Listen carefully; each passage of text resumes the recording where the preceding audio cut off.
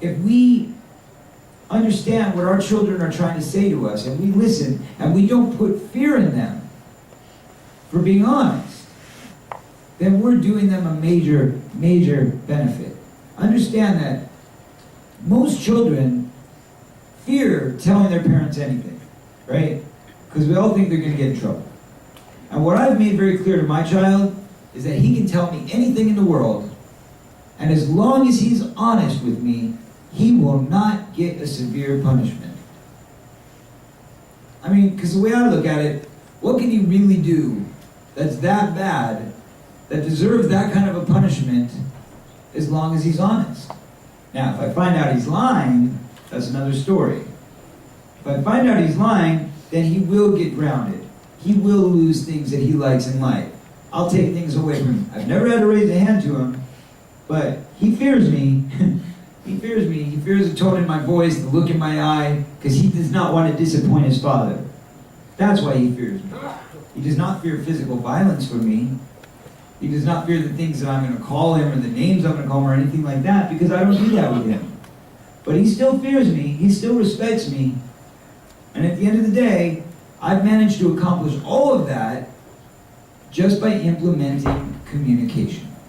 By him understanding that he doesn't ever have to worry about lying to me. He doesn't have to worry about impressing me. He can tell me whatever it is that he's going through, and I will listen. And I will help him in any way that I can, as long as he's honest. Now, if I find out he lied to me, I found out he did something behind my back, or told me one thing and did another, then that's another story. Because then that's not communicating. That's breaking the communication chain, and that I will not accept. I will not tolerate. But I know that if we can improve the communication that we have between each other, between our children, between our parents, all around the world, we can end many of the epidemics that we see in front of us today. From alcoholism, drug abuse, sexual abuse, rape, all of those things. It all comes from the fact that many people who have raped people, many people who have abused drugs, many people who have, stolen and broken laws, and done all sorts of things, all because they didn't have somebody to listen to when they were young.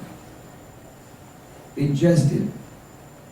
Now, if we could take 5 minutes out of our day and listen to somebody who needs us, if we could just take 5 minutes to not be selfish and just give that 5 minutes to somebody else, we might be able to save lives in that 5 minutes.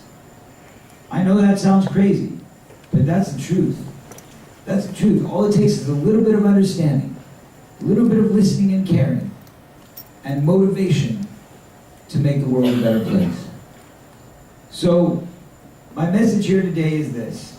Please, people, I beg you, believe in your hearts that change is possible, that we can make life better for ourselves and for others around us by opening the door to communication and understanding and believing and working hard to work together to make it better. That's all we got to do. It's a very simple recipe. So I ask you, please look within yourselves, look within your hearts, and do everything you can to continue on your fight for justice for those victims and justice for those abusers who need to learn and need to second guess themselves and need to be educated on what they missed. Because you know what? Some of those abusers, some of those people out there might not be bad people. They might be very sick people that need help. And I think that goes down to, the way that we punish them, the laws, the way the laws are enforced, putting people in rehabs versus jails, sending people on therapy versus isolation. Communication, that's it. We can fix it all with a little love and a little communication. So I think that's all I have to say today. Thank you very much. If you have any questions, I'll be glad to answer them.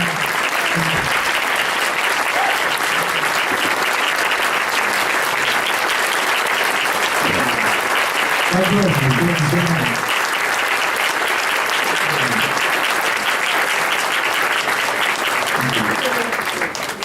Does anybody have any questions? No? Yeah? Okay. Yeah, we'll do that later. Yeah. Are you going to be introduced too? I need real questions. Come on. Does anybody have any real questions about what we just talked about? Yes. She asked if I had a relationship with my parents today. That's a good question. Thank you. I would love to lie to you and tell you yes, but unfortunately the answer is still no.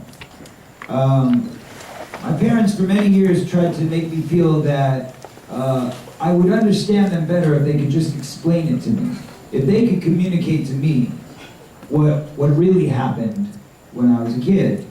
So, of course, being, you know, an advocate of communication, I've tried to listen. And my mom really believes that she didn't commit any crimes. In her heart, my mom truly believes that, not that I'm making it up, but just that it didn't happen because she doesn't remember it. She chose to black out. She chose to ignore certain sections, certain elements of her life. And that's her denial system. That's how she moves forward in life, is that she believes that these things didn't truly happen.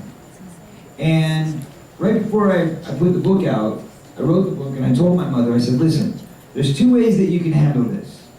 I said, you can either handle it the way that you have in the past, which is to say that I'm lying and say that I'm wrong, all these sorts of things, or you can be a grown-up about it, you can be mature about it, and you can say, you know what, I made some mistakes when I was younger. I might not have been ready to have kids. I might not have been ready for that responsibility.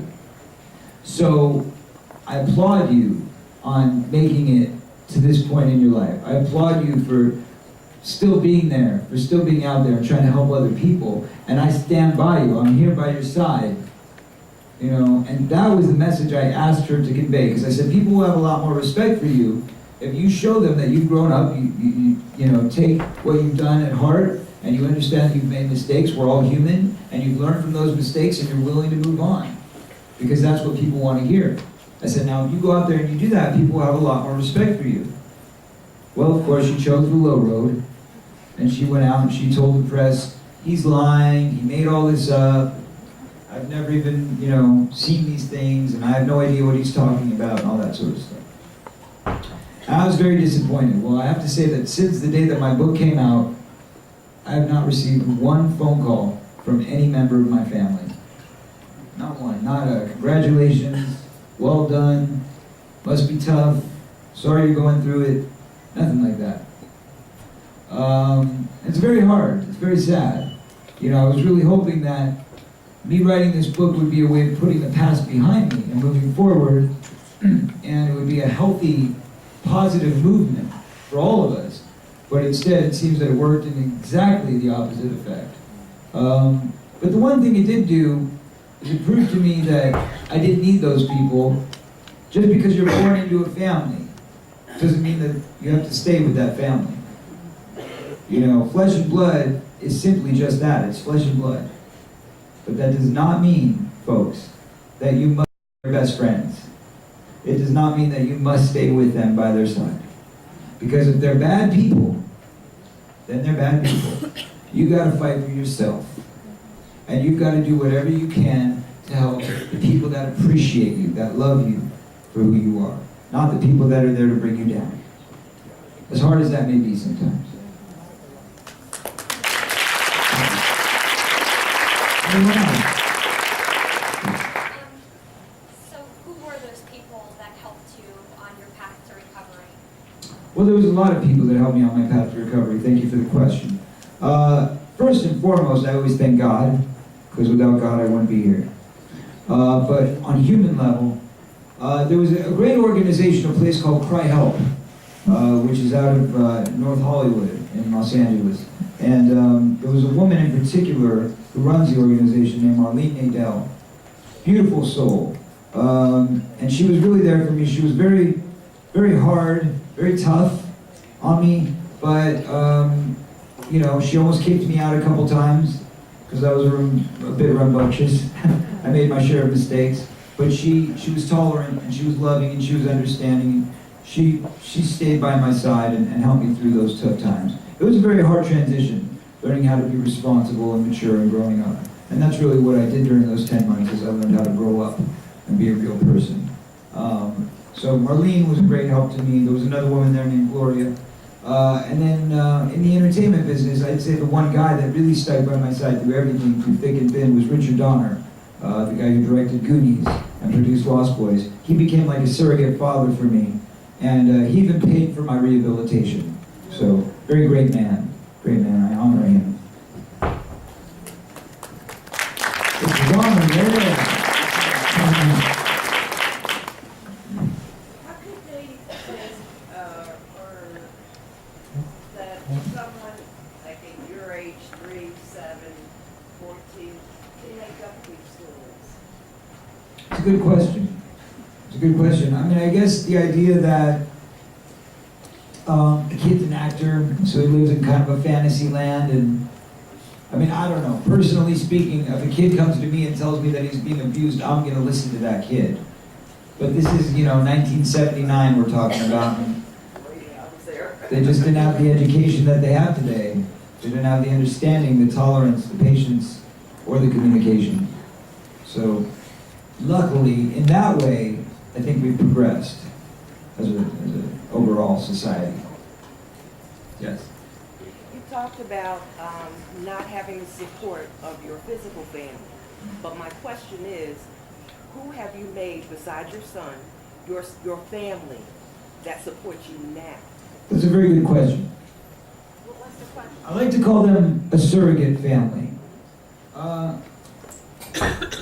My surrogate family is comprised of people who've been close to me, who've shown me love, who've been there for me day in and day out.